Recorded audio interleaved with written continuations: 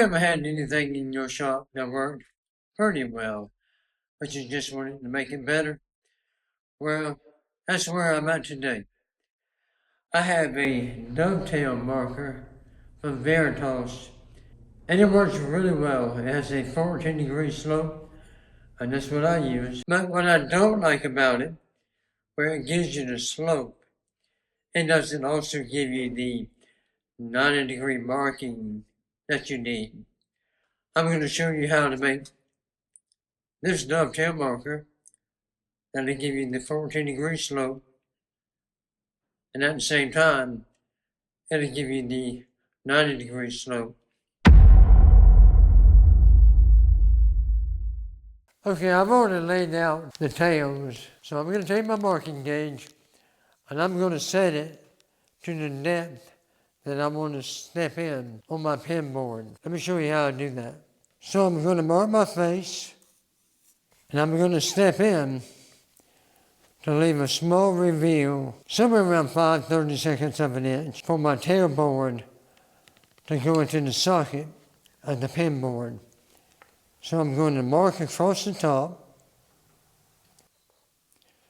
Now I'm going to make a heavy gauge line here. That's going to be important whenever I go to drop my chisel into that line. So my tail board will be inserted into the pin sockets up to that scribe line. Now mind you, I didn't set my marking gauge to mark it this way. I wanted to mark it that way, and the reason for that is now that's the scribe line for my tail board. But before I do that, so this is my face side. So what I'm going to do is place down probably 4 or 5 strips of tape. And what this will do is it will give me a good registration whenever I'm aligning my tail board to my pin board. All right, I want to make sure that my tape is down.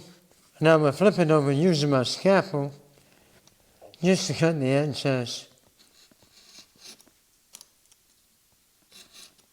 So using my marking gauge at the same setting, I'm going to scribe a line cutting through the masking tape.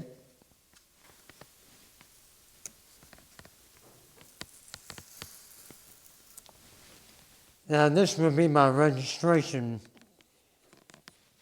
and I'm going to go ahead and add a scribe line to both edges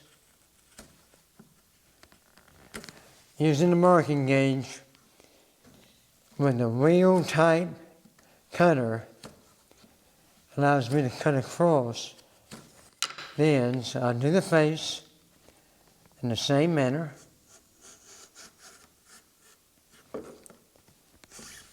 Now I can either reset the gauge that I just used or use a different gauge. And that's what I'm going to do. I'm going to use a different gauge. I'm going to set it on my workpiece, and I'm going to drop the pin down to the table and lock it in. So that's the settings for the thickness of my tail board. This is my top. This is my inside of my pin board. So I'm going to use this to scribe a line for the thickness of my tail board. I'm going to use my 2.5-inch starrett, and using my pencil lines, I'm going to come across the top, set my scalpel in my pencil line, and slide to it. And I'm going to make deep lines with my scalpel. Knife on the pencil line, put my square up against it, and drag across the end grain, making sure I have a deep line.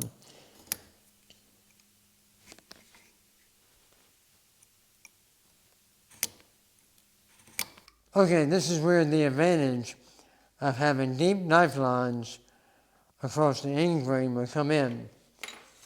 So I'm going to place my dovetail saw directly into the knife curve, whereas normally you may cut on one side of the line or the other. But this is a template, so I have a choice, and I'm going to choose to utilize the knife line to ensure that I can have a very square cut across the end grain.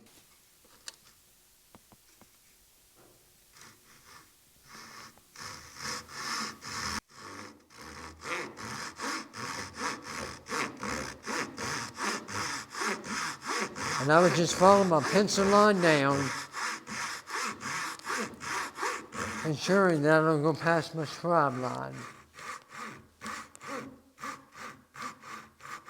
Now I can cut this angle, or I can stay with the same angle, and that's what I'm going to do. Establish the cut across the top.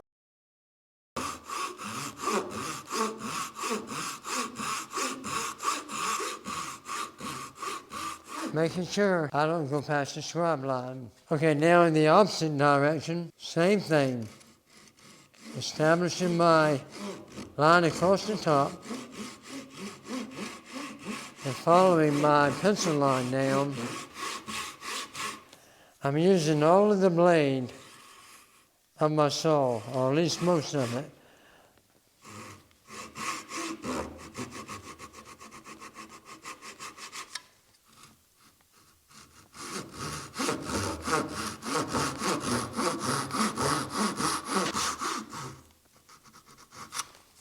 Okay, using a 3/8 chisel, I'm going to remove the waste between the tails. But because of the bevel of the chisel, if I start it right on my scribe line, I'm going to push that line back beyond where I want it, and it will look unsightly. So I'm going to start in front of my scribe line, using a 3/8 and a 1/8 chisel to remove that waste. I'm going to go a little further toward the scribe line.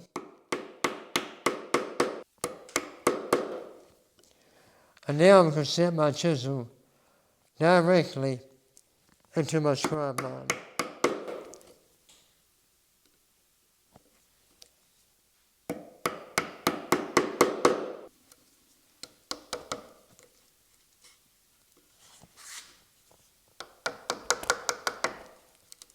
Flip my workpiece over.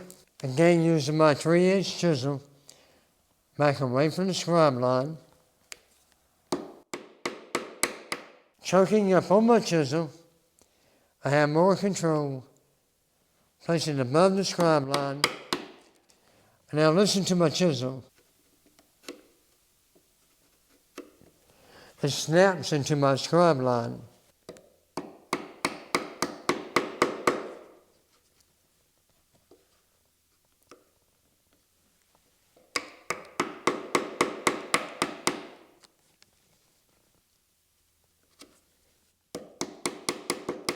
Now with my workpiece back in my vise, and remove that waste. And I'm going to ensure I don't have any high spots. So I'm going to pare down in between the tails. Now I cut above my scribe line. So what I'm going to do is gently go across the half pin until I see the scribe line reappear on the edge.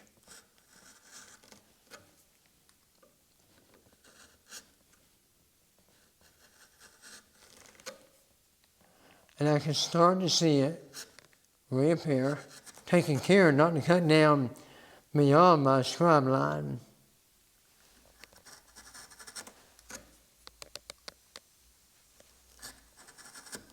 So if you look carefully, you will see a bright line right in there. That bright line is my scribe line. And again, all I'm doing is paring down to that line with a very sharp chisel.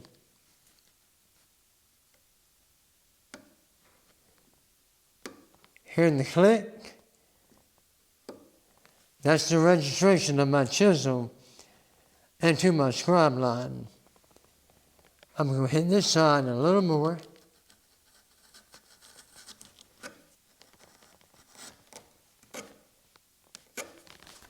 I want to make sure that I have no debris right in this corner. So with my chisel flat against the side of my tails, I will remove any debris out of the corner. And this is where my masking tape that we put on earlier is going to come in good. So with that ridge, right at the scribe line, that's going to be my reference point for aligning the transfer of my tailboard to my pin board. All I'm left to do is to align this surface and this surface to ensure they're in line. So holding firm pressure down, I'm marking my pin board using the template as the tailboard. So with the tailboard removed, you can see the sockets that have been cut out on the pin board. Unlike last time where I laid the saw into the curve of the knife line, I will cut on the waist side of each knife line this time. Okay, using my dovetail saw, I will start right at the edge, ensuring I'm on the waist side, looking at a knife line right now, ensuring I don't cut past the knife line into my pin, and ensuring I don't cut past my scribe line into my little reveal on my pin board.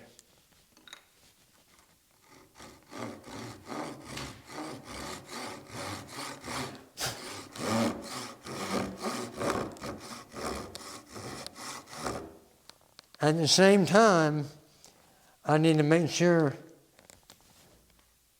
I don't cut below my scribe line.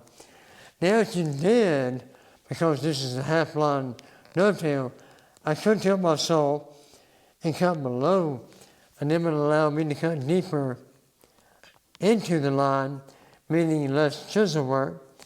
But you would see that line from the inside of the gauge, but that would be okay. You see that often on antiques on the draw front where they cut the half-line dovetail. Here I'm going to stop at the scribe line on the face and the end grain.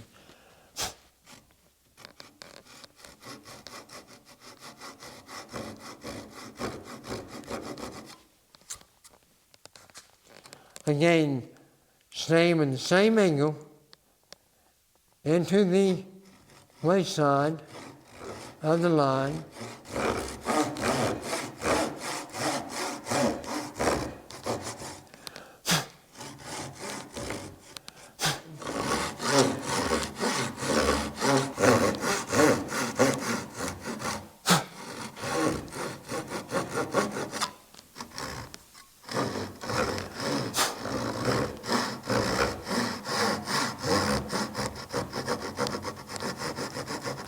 And there you have it. I have cut in the waist area into my pin board to accept my tailboard. Being mindful of my scribe line, I don't want to go directly into that line because again, it's going to push my chisel back. So stepping in front of my scribe line with my chisel registered real low in my hand.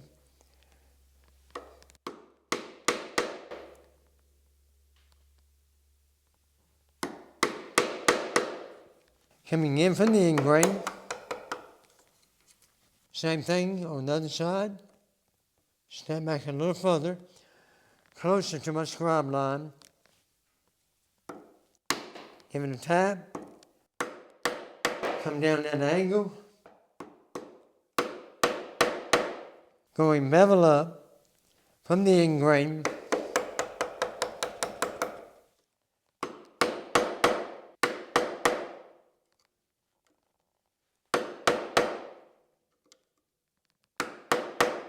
What I'm beginning to experience is right in the corner here. That's where the saw wasn't able to cut because of the restrictions of the scribe line and the scribe line. So I would save that area to when I go back into the vise. Now I want to make sure I don't chisel through to the bottom side of my pin board.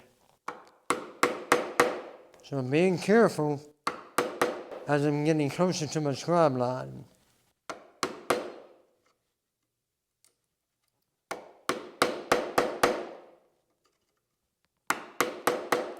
I'm going to drag my 3/4 inch chisel up to the scribe line. Hear it click. It clicks into the scribe line.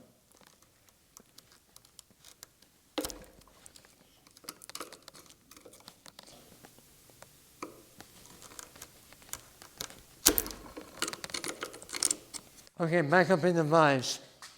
As you notice right here, there's a little bit of scribe line that I didn't hit whenever I was sawing.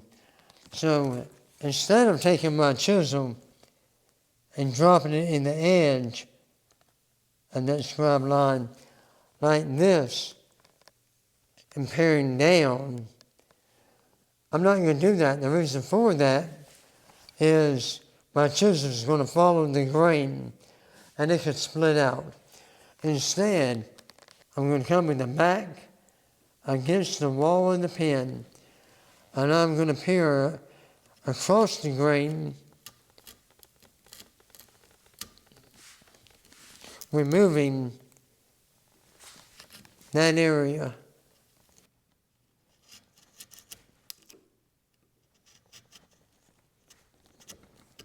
It's good to have an assortment of chisels that allow you to work into the tight areas. Now you don't necessarily need a dovetail chisel, smaller chisel like this 1/4, and I can get to where I need to be in this back corner.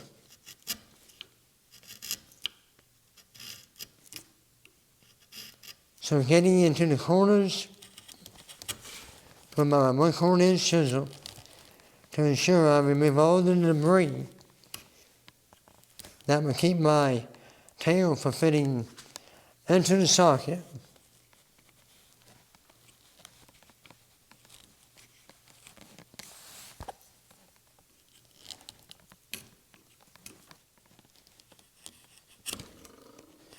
I want to make sure that from the scribe line to the back wall that you're flush with no hump. Now you can be undercut a little bit, but don't go too crazy with that. You do want a tight fit.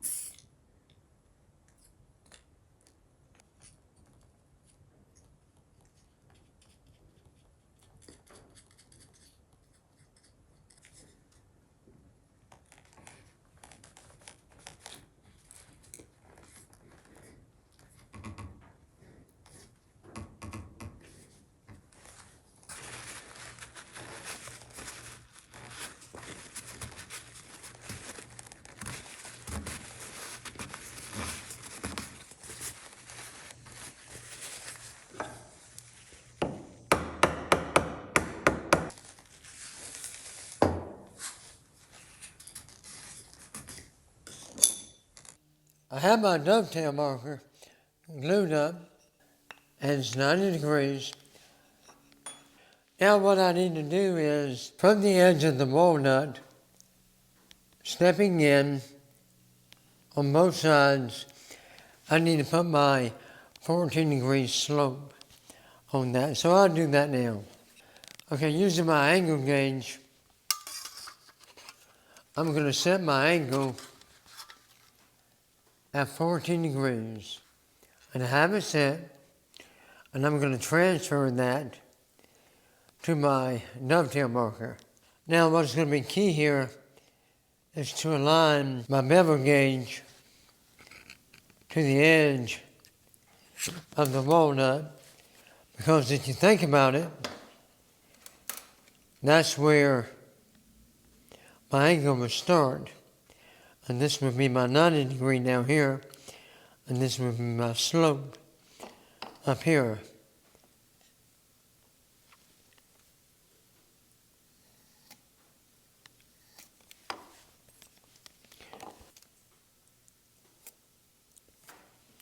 But what I'm going to also do is I'm going to mark it with my knife. I just like a knife line to work from, especially if I'm cutting by hand.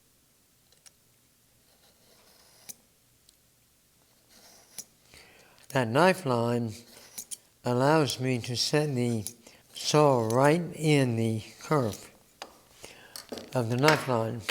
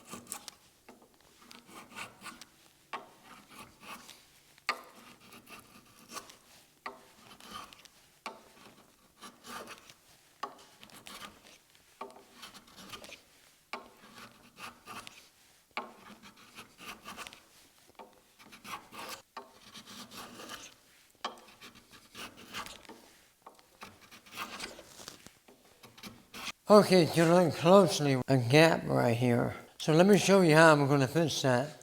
I know you've seen how people would rub sawdust and sand over it. Don't do that. I use my shooting plane and I shave off a shaving that'll go right in there. So I'm going to not use sawdust, obviously.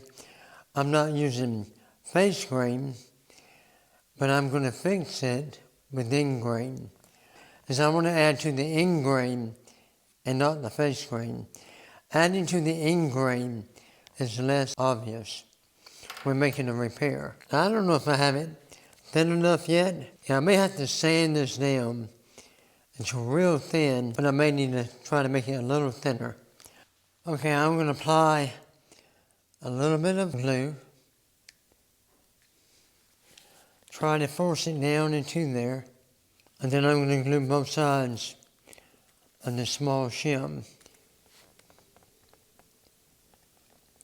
down to be able to get it in there. Don't need much, just a little.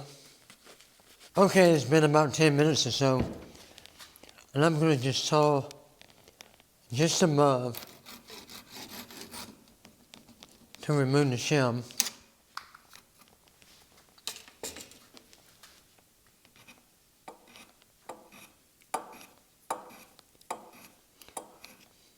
Using my block plane, I'm going to take it down.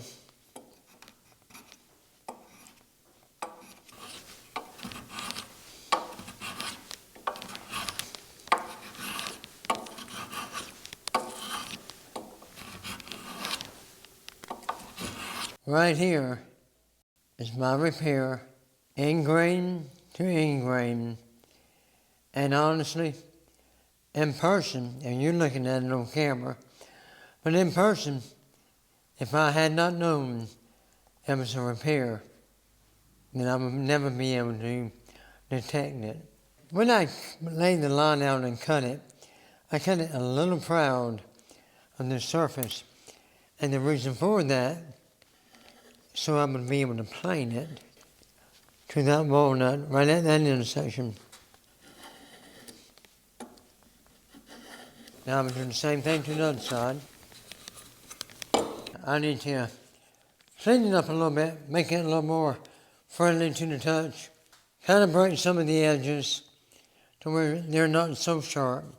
Okay, because this is a marking gauge, I do not want to chamfer or soften the edges here, here, here, here. And the reason for that, that's where I will be making my marks, obviously. But here, the bottom, even the bottom there, sides, I want to make those a little easier to the touch. Just something to break a little bit of the edge to make it feel a little better in the hand. And can you tell where I made the repair? Okay, I decided to put some of this antique oil finish on it. I like the way it looks. It does bring out the figure in some woods.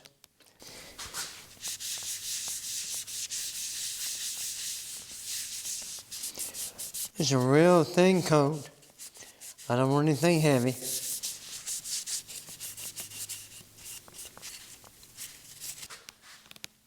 But how do you think it looks? But I'll probably put a few more coats on it, but leave it at that. Real thin coats. Just something to give it a little bit of protection and to make it look nice. Okay, I'm using a piece of scrap plywood, and I already have my half pins laid out, and I have where my full pins are going to go. Now what I normally have to do is come across and mark with a square, and then come on the face and mark for the tail.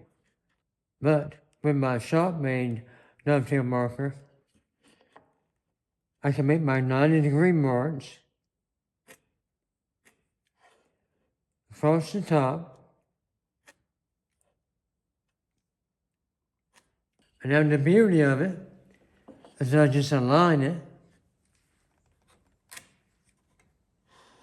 to mark out my tails. Now listen, I've used this Veritas marking gauge for years. I really have. And you can tell by the edge where I have pulled a knife on it many a day. But why buy when you can build? So I'm real happy with this. I've been wanting to build this for a long time. It's going to serve me really well in my shop. Well, I'm Steve Gaskins with Fine Woodworking of South Carolina. If you enjoyed this content, I would love for you to subscribe to my channel. Your subscription matters to me. I love and appreciate you guys. God bless.